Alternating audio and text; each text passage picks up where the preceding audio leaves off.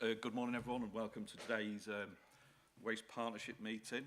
I'd just like to welcome Kay and Pat, Councillor Ellis from South Kesteven District Council today. I think this is the first meeting that you've been to. I hope you enjoy it anyway.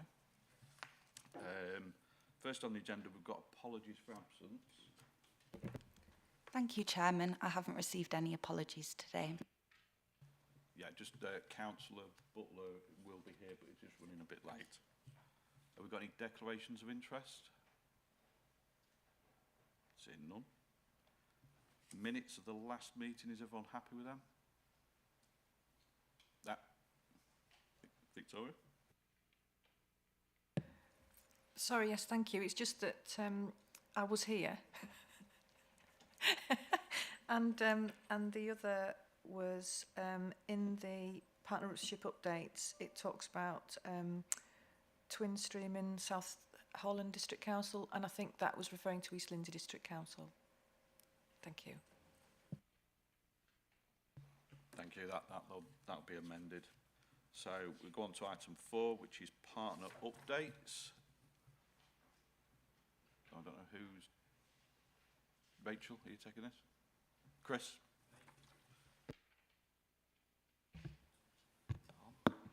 Good morning, Chairman. Okay, from Lincolnshire County Council, we've awarded our household waste recycling centres exit stream haulage contract to 3 suppliers. Previously we had 1, meaning the whole covering the whole county. However, having 3 suppliers gives us additional resilience to draw additional resource when required. This contract starts on the 1st of April. Our waste contracts team have been working with Procurement Lincolnshire to develop our food waste disposal contract. Following the pre-market engagement process, this will be released to tenders next month. We're expecting bids back in June with an award in the summer. The contract will be a 5-year contract with the opportunity to extend for up to 4 years. This will secure our capacity for the upcoming food waste implementation. We've continued to support the Twin Stream Recycle Initiative with the purple-lidded bins rolled out in South Kesteven. We've collected over 15,000 tonnes of paper from all rolled out districts this year, and the quality received at the paper mill continues to be excellent. We are progressing with a reuse facility and shop at Tattershall HWRC.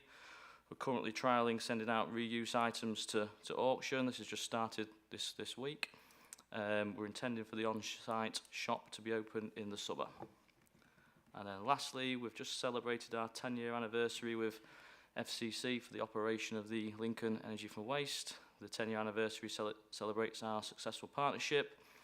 We've seen 1.8 million tonnes of waste processed for energy that would have otherwise been sent to landfill, and we've supplied 800,000 megawatt hours to the national grid. Thank you very much. Thank you, Chris. I forgot to mention, I think this is your first meeting of the partnership as well. For those that don't know, Chris is not taking over Mike's place, but just holding the reins, shall we say. Next, South Kesteven. Hang on, I've got a question. Oh, sorry, Councillor Wright. It's just customary to ask if anyone's got any question. Yeah. Could I just ask, Chris, with regards to household waste recycling centres, an issue over comms and capacity. Sleaford at the weekend was just a guy stood in the road asking you what you got, and if you got the wrong mix, to go away because they hadn't got capacity. It was full at 2 o'clock on a Sunday. Now, obviously, there's some really disgruntled people doing UEs in the road, talking about how crap the council is, which isn't fair, obviously, because it's about capacity and how much is there. But it's not the first time it's happened. So I just wonder how, you know, if we can look into what the figures are for the different household waste recycling centres and when they actually reach their capacity, because we've either got a situation where people are being sent away, or sometimes you're told to put the wrong thing in the wrong container. You know, so for instance, you've been told to stick all your recyclable in the non-recyclable because that's the one they've got space in. So it would be useful if just a bit of work was done on that with regards to are there any peaks and troughs we can work out, and how do we deal with it? Because, as you know, we can have 10 good news stories and then one is the one that hits the virals. Thank you, Councillor. Yeah, I think also with the introduction of our new haulage contract, which is given us much more resource to utilise, we're going to have 3 contractors doing the whole different areas of the county. It's been lotted up. Previously, we've had one contractor. When there's been an issue, it affects the whole county, whereas now we've got 3 contractors. If there is an issue with that particular contractor, we can draw additional resource off one of the other contractors to make sure we've got the capacity at the HWRCs. So that's something we're hoping to see a big improvement over the next few weeks.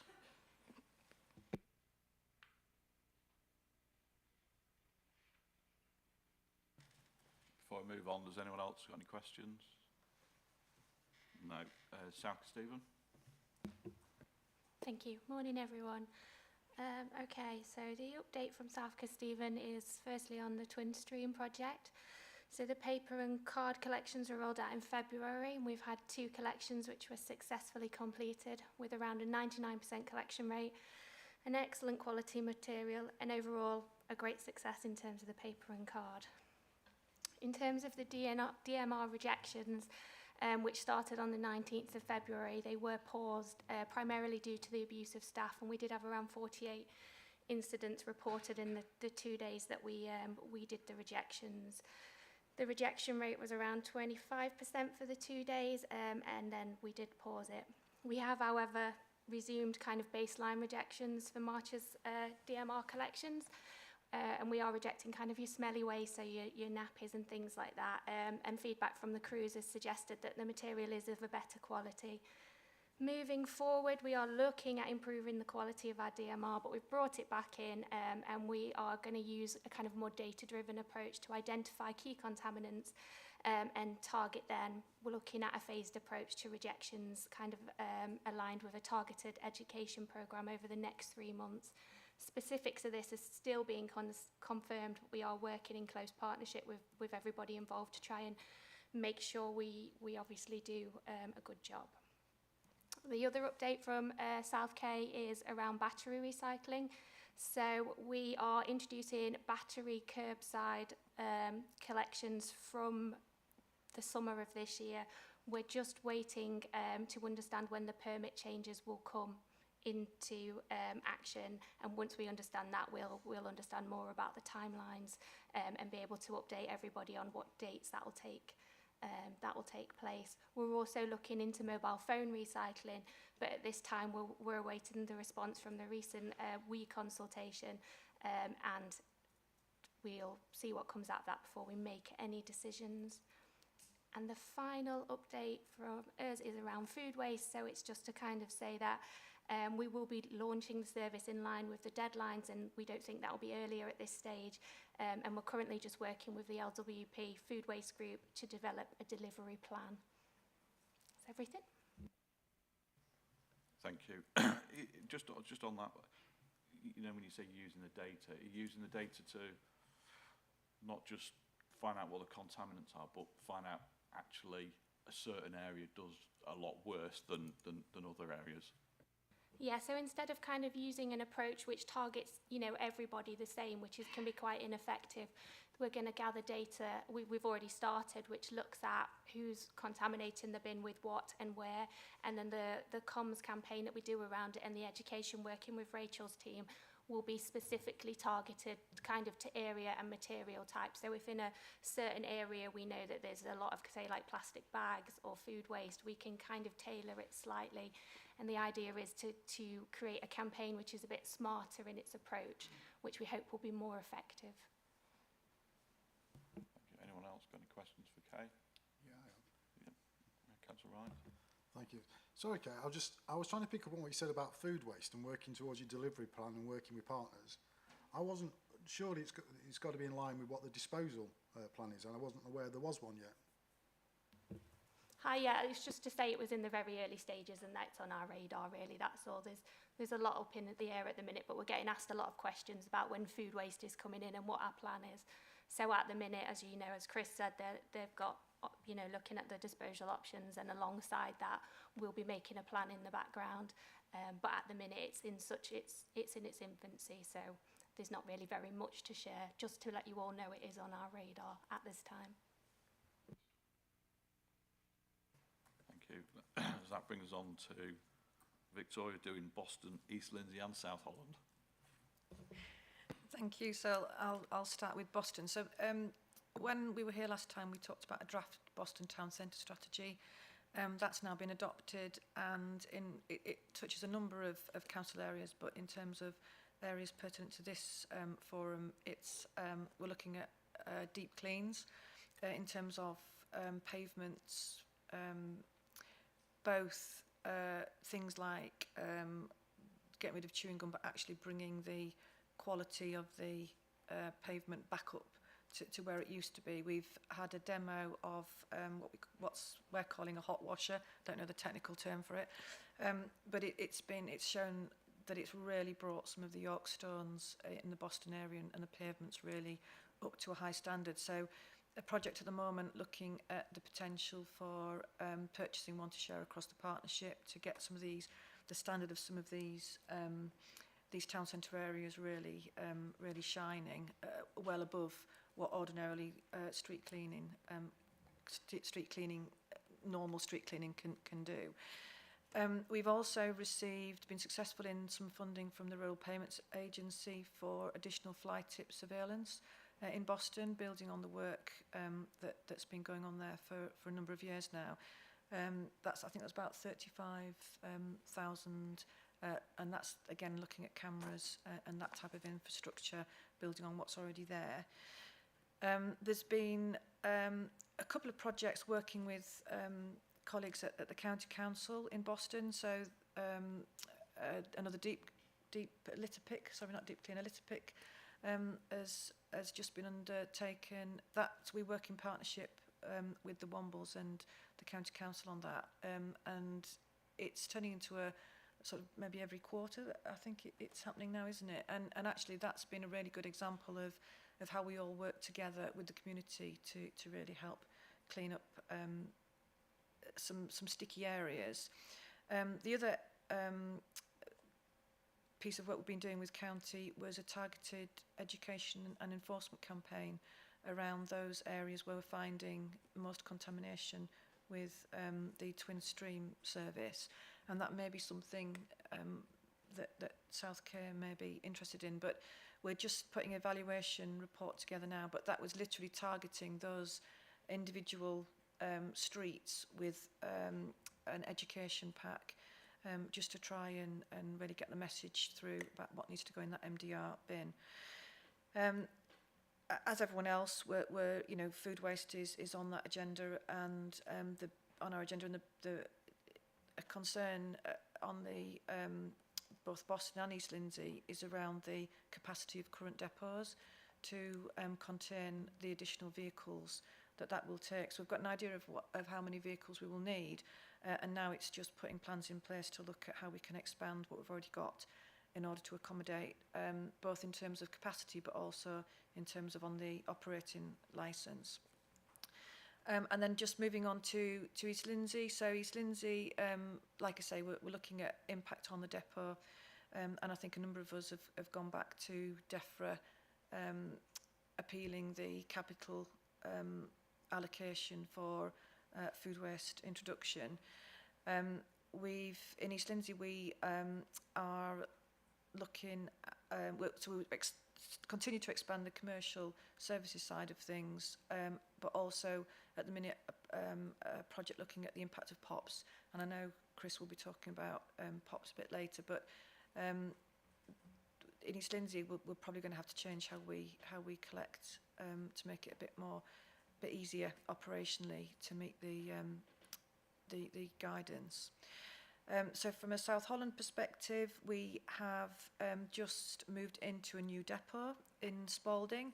So Waste Services have moved into a brand new facility, and the street cleansing services and parts and grounds maintenance, they're now consolidated on the old West Marsh Road site in Spalding too.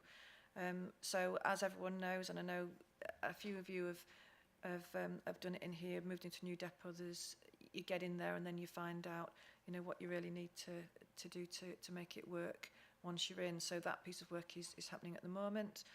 And the other point to mention in South Holland is continuing to expand the garden waste service as much as we can. So yeah, that's it. Thank you.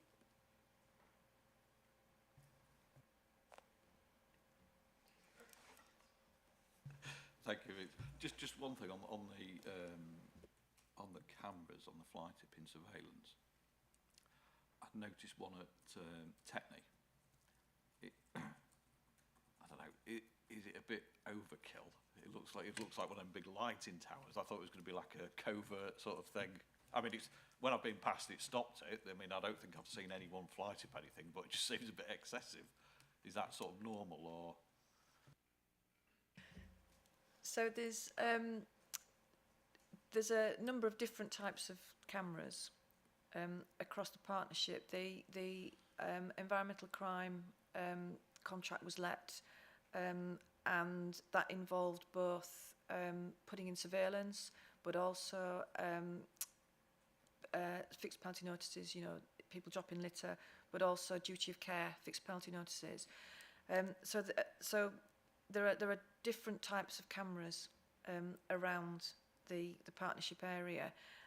But yeah, as you say, the one I know exactly the one you're talking about. And in terms of has it done its job? Well, there's no littering there now. Thank you. Any questions? Martin, Councillor Foster, sorry.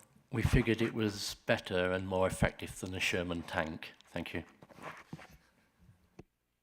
Like I say, it has worked. To be fair, it has worked. It just looks like, I don't know, it just looks like it shouldn't be there. But last but not least, AD. Thanks, Chair. Morning, everybody. After a slow start to the garden waste subscriptions, we've had a late rush ahead of the start of collections this week, and it's likely the total number of subscriptions will outnumber those sold last year. The subscription-based service is now 6 years old, and our members have commissioned officers to undertake a community engagement exercise in order to understand how our customers would like to see the service delivered in future years, and that exercise will be rolled out in the coming months. The Energy Saving Trusts are undertaking a fleet decarbonisation report for the Council, and members will consider the recommendation from that report in June. We've started a programme of work, as others have, looking at how and when food waste collections might be delivered in the district, and we're obviously collaborating with the OLWP working group on that. Members have approved a business plan which updated and proposed future working arrangements for the commercial waste service. And finally, Chair, great big thank you to Rachel Stamp, who attended our overview and scrutiny committee this week to report on the success of the purple-lidded bin scheme, and her presentation was well received by members. Thank you, Chair. Thank you. Does that sort of, do them sort of things where it goes to members, does it sort of, because there tends to be a bit of conflict at times between certain members, does it help to just ease that tension and everyone be on the same page? Everyone on the same page, that's an interesting concept, isn't it? I think members welcome almost that external view on our services and the wider role of the Waste Disposal Authority. So there were some wider questions which Rachel was able to answer, and I think it just reassures members that we're working together to deliver great services. Thank you. Any questions? I will ask, I know they've done a written report. Has NK got anything else to sort of add to it, or? No, Chairman. I'm happy with the content of the report.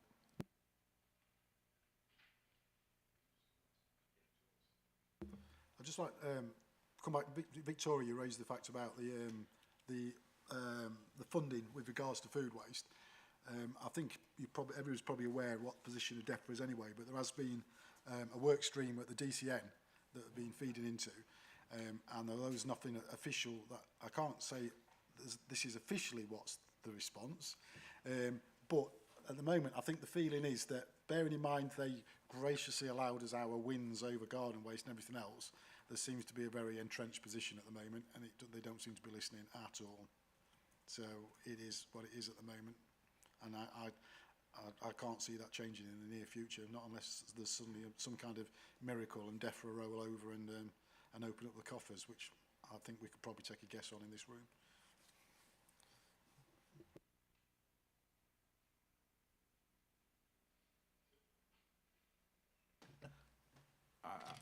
I must be having a bad day because I forgot the City of Lincoln as well, that you've given a written report.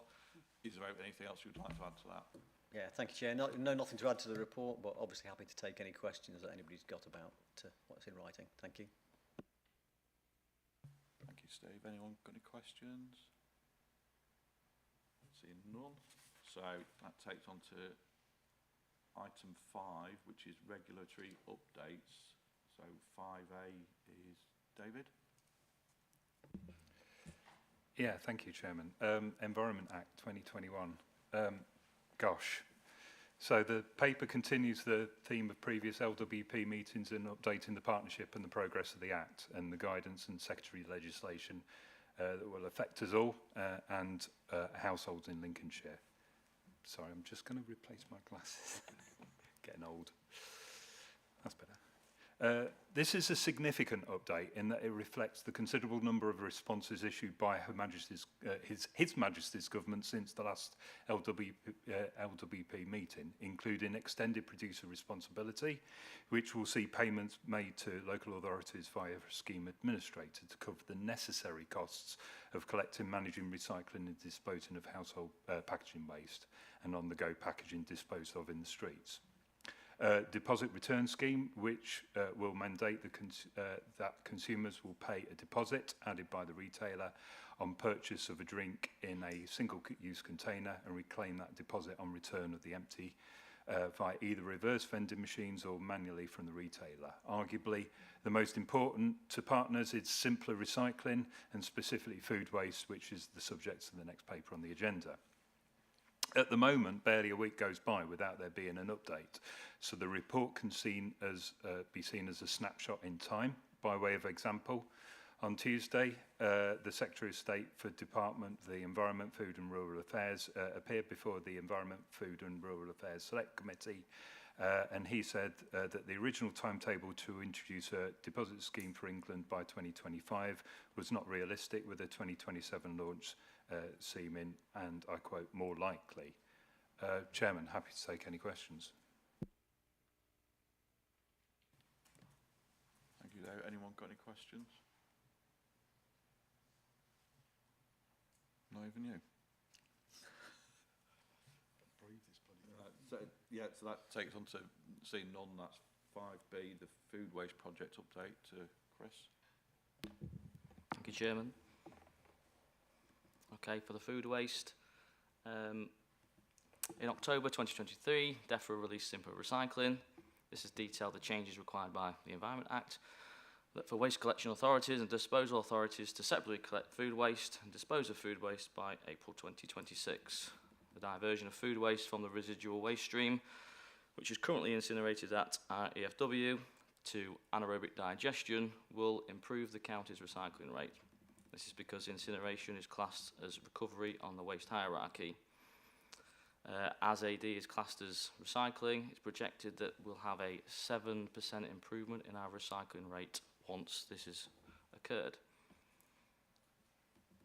Central government has provided new burdens funding to waste collection authorities for initial capital costs, including the purchase of new vehicles. The level of funding received for each district is detailed in the contents of the report, and as detailed before, DEFRA have allowed a period of challenge for this funding allocation. New burdens funding is not available to the County Council as the Waste District Waste Disposal Authority. However, the projected revenue savings from food waste disposal could justify the capital spend required to make the required infrastructure improvements to accommodate the food waste. The Senior Officer Working Group are working towards the planned implication date given by DEFRA, and we've recently established a subgroup which is focusing just on food waste delivery. The current updates on this group are West Lindsey have identified suitable vehicles and preparing a report to their executive. City of Lincoln are currently undertaking the re-procurement of the waste collection service, and this is programmed for summer 2024, so from this it will give the opportunity to negotiate with the appointed contractor. SK, as detailed previously, are working towards implication of the service in March 2026.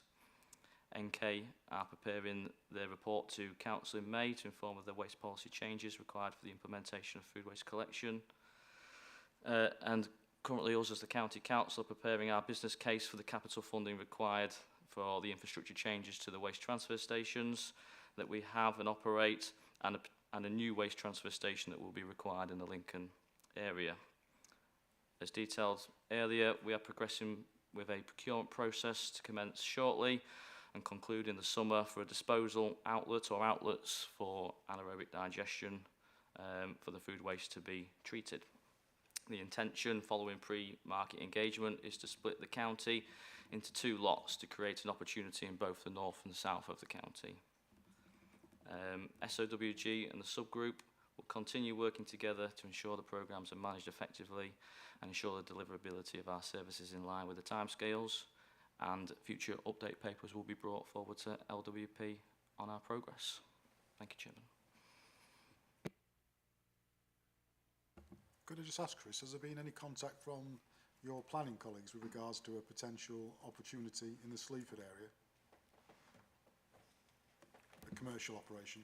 Is that for anaerobic digestion facility? Yes, we have, yes. Just checking, because I sent them your way. So. Yes, we've done quite a lot of pre-market engagement, so we've been in touch with quite a few people. We had a suppliers open day, didn't we? And lots of people attended, and that's helped put together sort of the contents and the specification of the contract. In answer to that as well, I think the question you're asking was, yes, I was contacted by planning last week in respect of a specific area, and also in terms of having conversations with those people prior to the procurement going live, which will be, fingers crossed, best will, next week.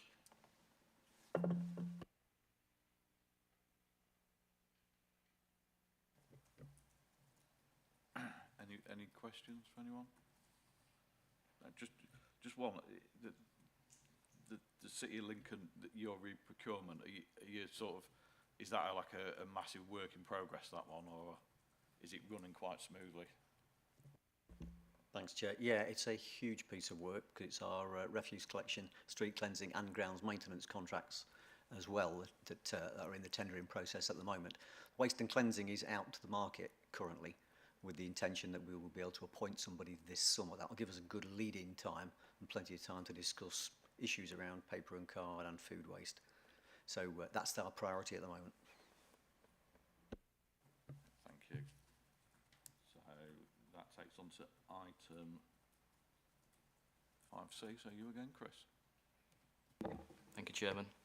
Okay, for the POPs update.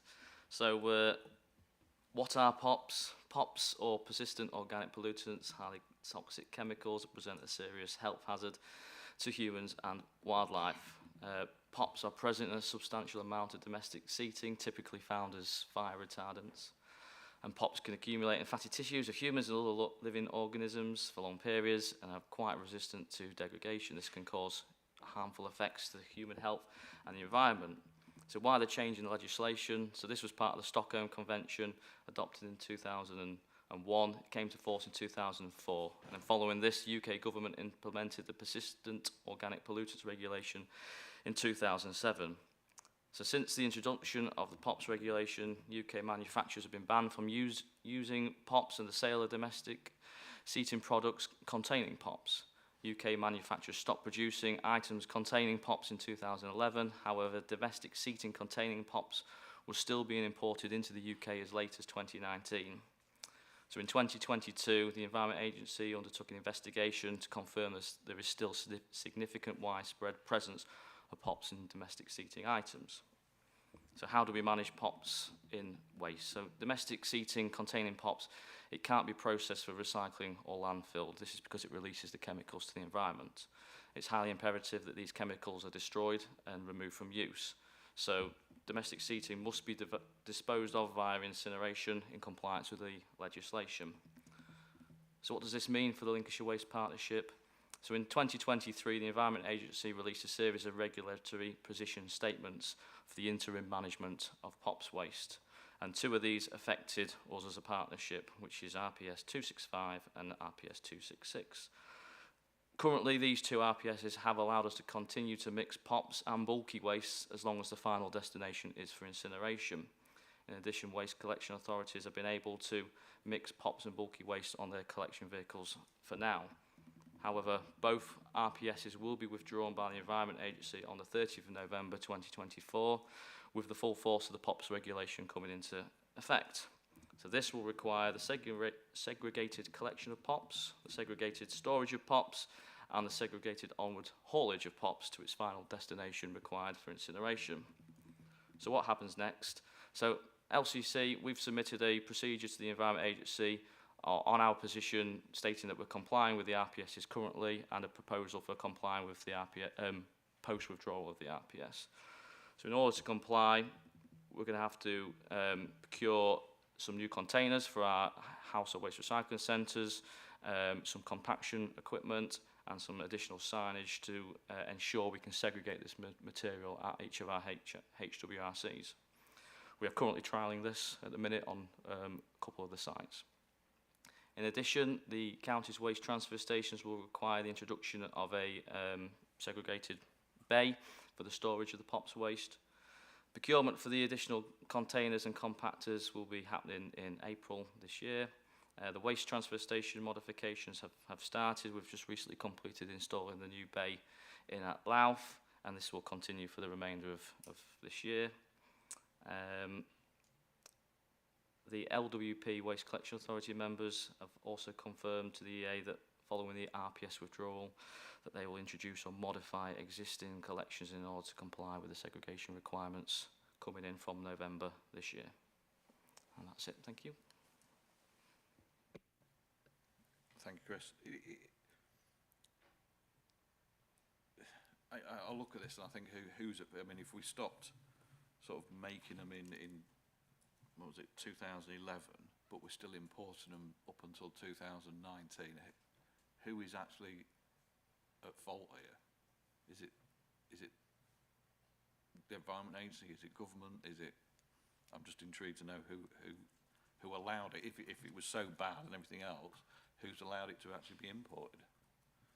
I don't know if you can answer that.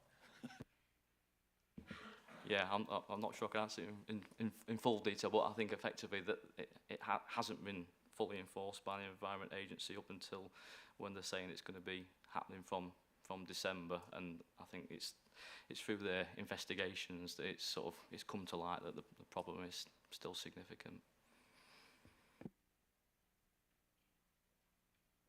A question I think quite pertinent is, because I know from working with charities about where they'd only take equipment, that seating that they knew was fire retardant, and the only way you can normally tell is by a little label dangling on a piece of string.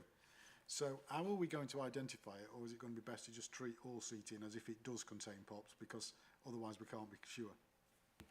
Yeah, effectively we have to treat everything as POPs waste, so any domestic seating is classified as POPs waste. However, yeah, for charity shops and things like that, once it gets to the recycling centre and it's put into the waste stream, it is then classified as waste. However, if it's taken for reuse, it isn't classified as waste and then can be reused by the charity shops.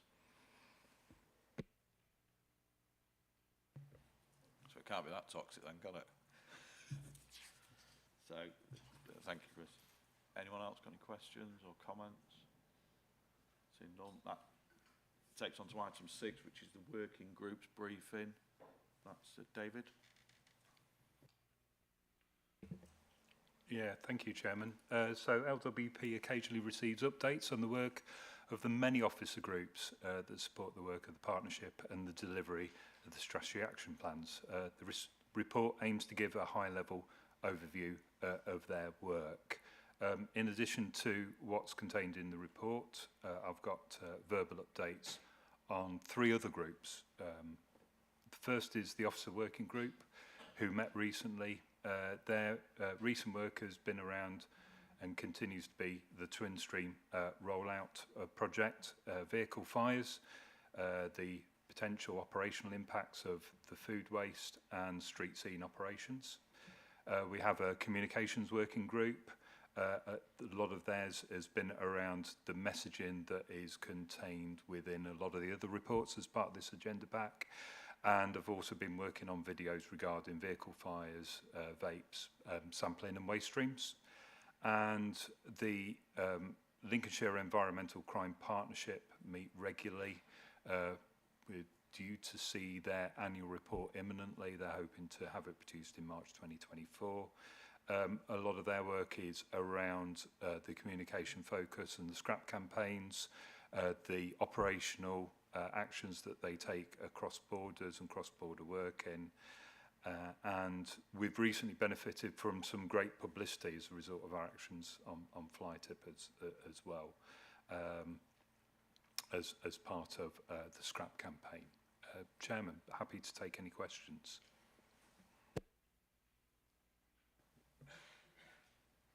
Anyone got any questions? Well, I'll pick up on one. We've had a few emails regarding litter, predominantly from cars, throwing out on the verges. Is it something that the Officer Working Group or the Partnership Group can do a communication sort of campaign on this? And yeah, a bit far-fetched, I don't know, but would there be any chance of something like if someone handed in dash cam footage of someone throwing something out the window? I mean, ideally it wants to be somewhere, catch a tosser or something like that. It's something real, where it will definitely get the looks, the views, and send the message out. I know it sounds a bit harsh, but yeah, it's a good suggestion, and I think that catch line has been used previously anyway. So it's something that certainly take back through to the Envirocrimes working group. They are sponsored and supported by the Police and Crime Commissioner. So there's some good secretariat support from there. So yeah, good idea, and we'll see what they can do. Councillor Ellis. Hi there. We have an issue in South Kesteven where the A1 that is not an A1M motorway passes through the district, and we're having great difficulty in identifying exactly who is responsible, whether it's the county council or the district council. We can't get any firm agreement from any department that we go to, and I was wondering if anybody could help us. Has anybody any ideas, experience of any of this? Thank you. I think cleaning up the roadside verges is a district responsibility, but if anyone wants to just clarify that from the districts. Hayley? That's my understanding, Chair. So when we refer to the Lincoln bypass, for instance, which is probably a similar road, we do the cleansing there, but we link it in with when the county council maintenance team closes the road or lanes on the road for grass cutting. So that's we get on Lincoln bypass a couple of times a year to undertake that work, just so it's safe for our operatives. So as far as I understand, if it's not a Highways England responsibility, then it's district councils for cleansing. David? Just to support exactly what AD said, that yeah, it's working with highways to be able to carry out a lot of this work, and unless it's deemed to be a trunk road, and then it goes to Highways England. So yeah. Thank you. I think that's probably one of the big issues. The fact is the A1, I should say. You can't just, or you could ask the council to close it, but it'll be Highways England. Good luck. Any other? Councillor Butler? Thank you. One of the big issues that seems to have been brought to my attention recently is the amount of sort of car debris on the sort of A16, A17, A15 area around Boston, and I dare say it's probably replicated across the whole of the district. Is there any way that we can remind sort of haulage firms or recovery vehicles that it's up to them to remove tyres and such, like when, say somebody's had a blowout, for example, they're leaving all the debris of that on the side of the road? Well, that's technically littering, isn't it? So.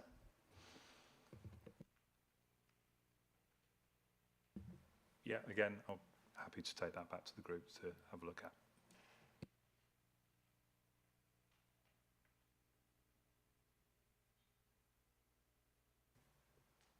Thank you. So that takes on to the item 7, which is the action plan update. You again, David. I need bifocals. The Joint Municipal Waste Strategy Action Plan update focuses on policy requirements, infrastructure, performance and behavioural change of residents. The report aims to reflect the current iteration of the strategy and previous discussions at LWP. Includes a wide range of objectives included in the JMWMS Action Plan and which are summarised in the report. The action plan is a living document and forms the focus of the regular Strategic Waste Officer meetings. The agenda for this LWP meeting aims to provide an overview of the actions carried out and proposed in pursuit of the action plan delivery. Thank you, David. Any questions on that one? Seeing none. So that takes us to item 8, which is the performance measure update with Matthew. Thank you, Chairman. I've got some slides, but just some very brief slides that Jessie's going to pull up on the screen. I'm not intending to go through the entire report. There's a lot of information in there, but I am happy to answer any questions at the end of this. So, in terms of headlines for what's happened or what is currently happening with our waste this year, this is based on forecasts that we worked out based on the first 3 quarters of the year up to December. So it doesn't include anything that's happened since December, but it does include estimates to make it up to what we think will happen for the year as a whole. So compared to last year, what we're forecasting is that green waste, which was very different last year, has recovered to what I'm describing as normal levels. In 2022-23, if you recall, we had a record-breaking hot summer in 2022 and gardens grew less, so there was less green waste, and that had quite an impact both on the quantity of waste produced by our public, but also on the amount we were able to count as recycling, because that green waste would have been composted. So that impact has returned generally to normal levels. In terms of dry recyclables, we're seeing a similar quantity to last year, but the quality continues to improve thanks to the continued rollout of twin stream collections and the associated Right Thing, Right Bin campaign. In terms of non-recyclable waste, this is unfortunately the bad news. We are seeing an increased quantity of non-recyclable waste being presented to us by the public. But the good news, conversely to that, is that we're still managing to send less to landfill. We've found new homes for some of the waste, particularly during the outage maintenance at our Highcombe Energy from Waste facility. The LCC waste team have done a great job finding other homes for that waste where it can be sent to energy from waste. And thus landfill is not quite zero, but it has been very much reduced this year thanks to that work and those new contracts.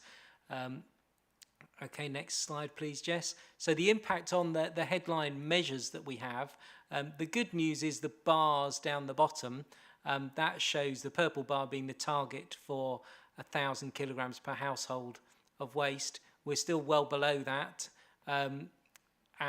We're still down very much on the bars at the left-hand side, which were pre-pandemic. So that's the good news. We're seeing less waste.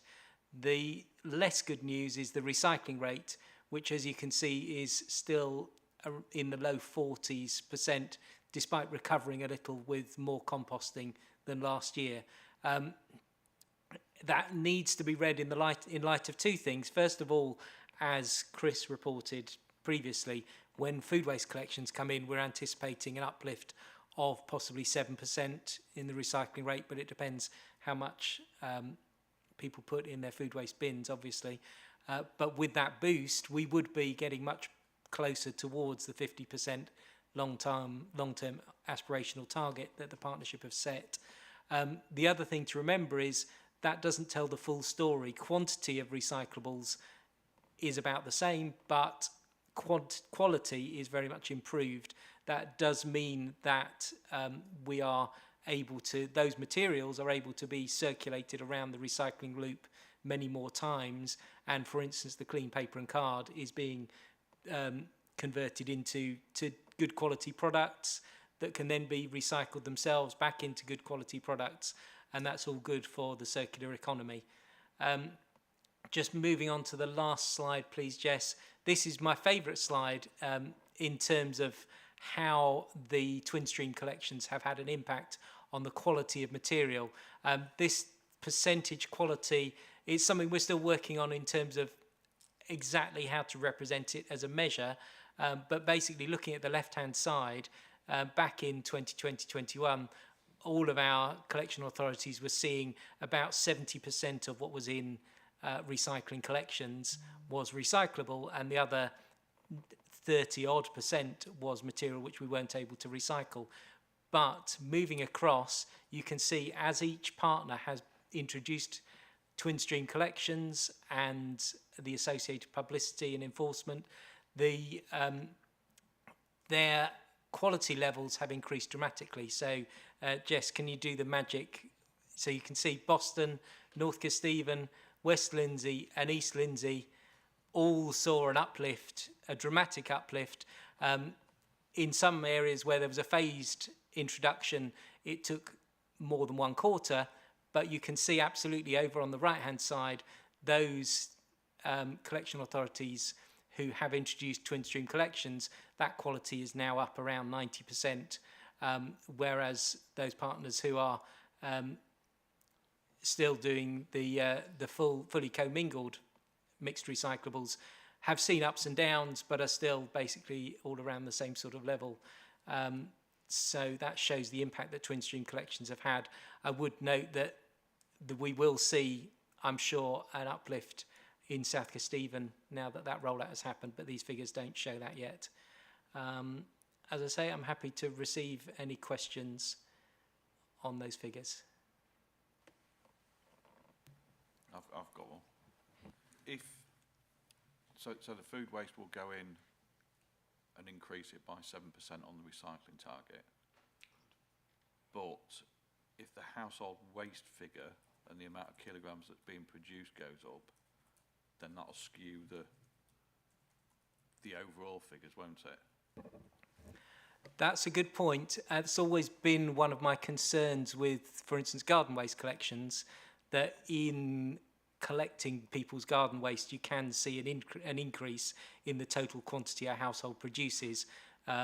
But in terms of food waste, I think the general experience is that food waste is currently going in people's residual waste collections.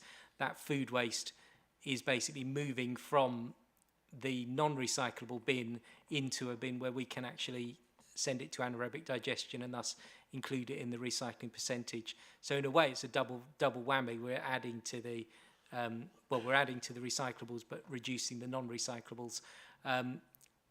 The other good news is that where food waste collections have been introduced, the experience is often that over time, when people see quite how much food waste they are producing, they then tend to produce less food waste when you can see it in a separate bin rather than it miraculously disappearing in amongst your other waste.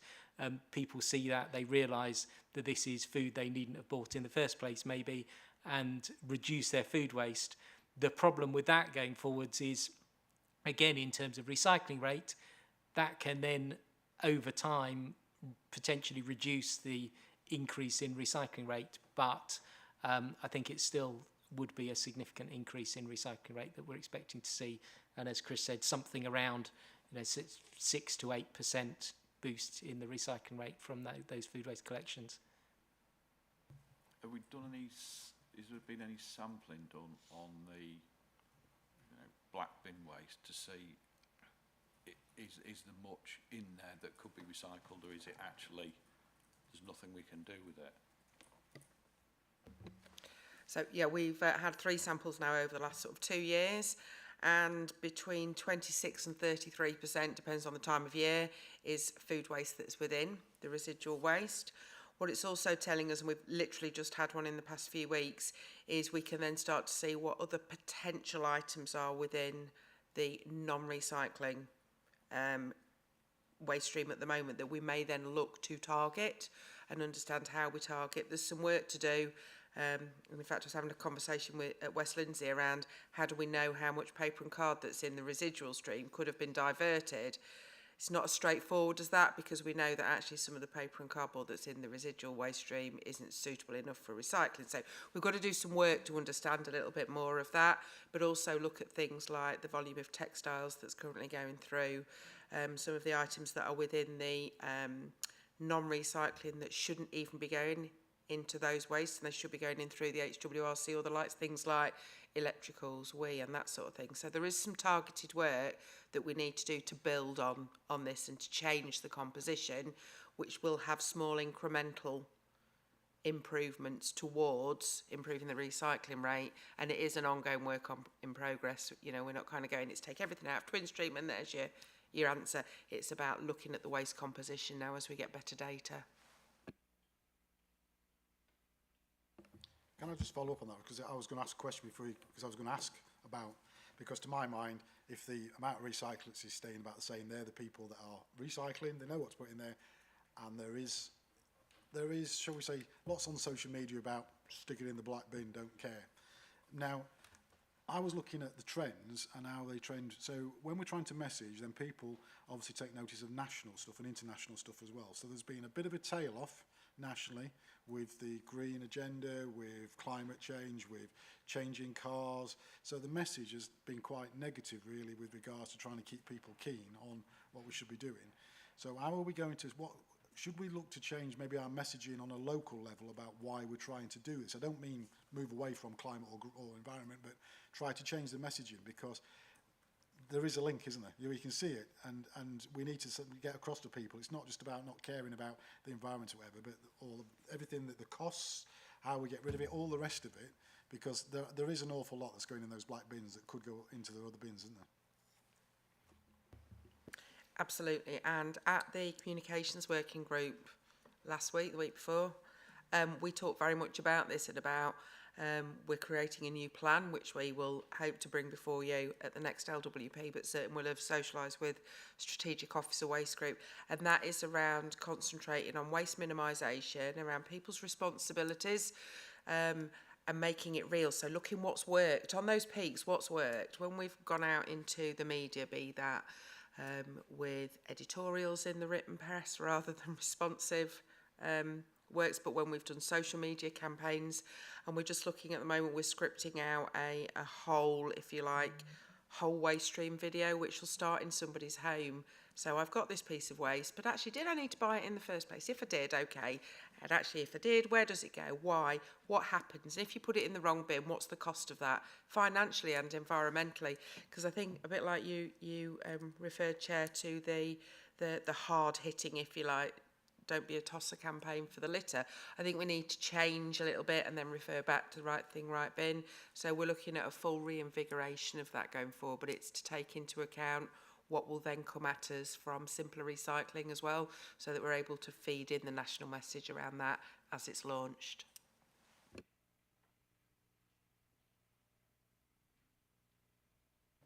Councillor Butler.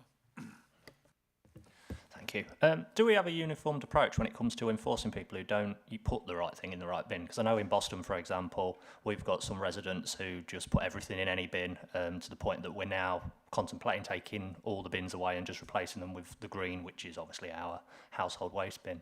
And secondly, are we going to try and be ahead of the curve as a district and look at including soft plastics sooner rather than later? Because that's I understand one of the biggest issues when it comes to contaminating the blue bin in Boston. Thank you, Councillor. So 2 things. When we launched the Twin Stream, we developed together a framework for enforcement. Boston have taken the lead on this. They were the first authority to roll in, and I think probably as we speak, your team are all together with some of my staff as well, looking around this, and we'll take the learnings from those, because yes, we've very much got to follow the same approach. So thank you, Boston, for taking the lead on that, to George and Jen, so we can feed back, and then certainly I know it's we've been discussing with some of the other districts in terms of how we pick that up. So your second point around soft plastics is something that we are having to look at how we move that forward. Our current mixed dry recycling contract for disposal will be due for review next year, and potentially with a slight extension to it. So we are already engaging with the market to understand the potential for offtake in terms of soft plastic and how it's collected. I think it's speaking to the recycling market at the moment, and the wider sort of waste forums.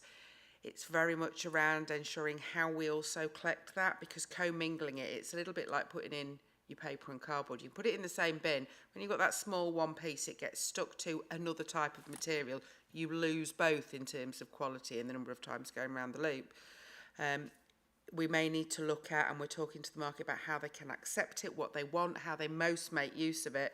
You know, one crisp packet, one plastic bag in the middle isn't as good as a carrier bag full that will go through. So we are in conversations with them, and it will form part of our contractual renegotiations. I'd love to go first, but we are market driven in terms of that.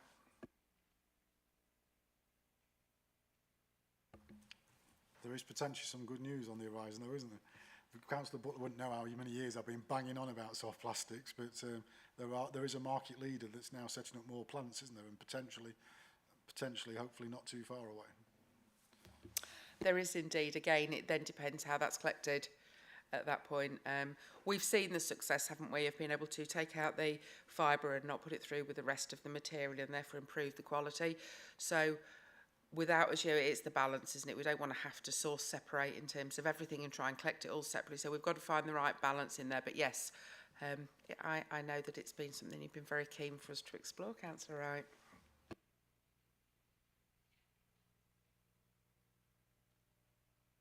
Victoria?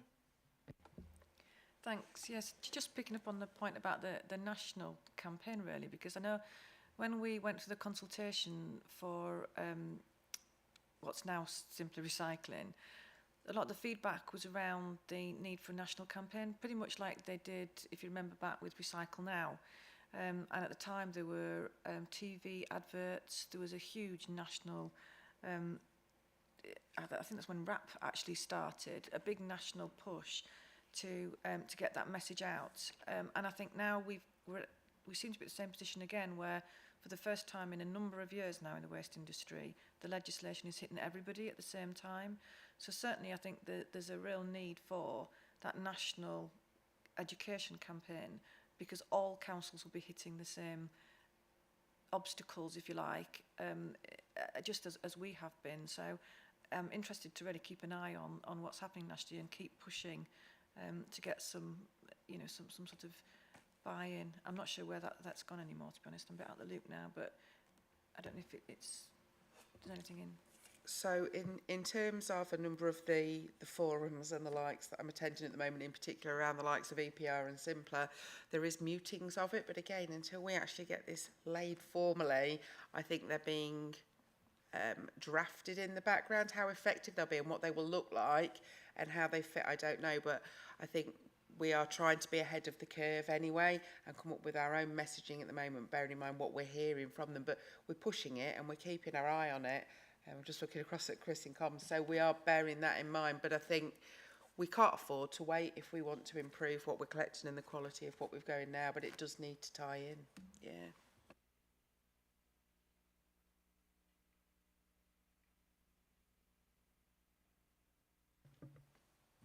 Anyone else? See none. So thank you for that. That takes on to item 9, which is the Partnership Forward Plan. Yeah, it's Thank you. So I'd just like to draw everyone's attention. I've received a few messages about the meeting that's due to be held on the 18th of April.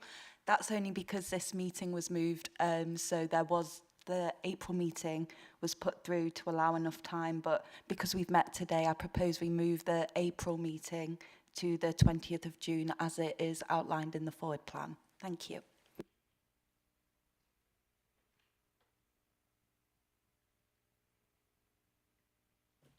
Everyone happy with them? Can we see if the committee room one's free as well? Does everyone want to move to like a normal room? So, yeah. So, well, if everyone's happy with that, we'll sort that out. And I think that's it. Is that it? Yeah. Well, thank you all for coming today, and see you next time.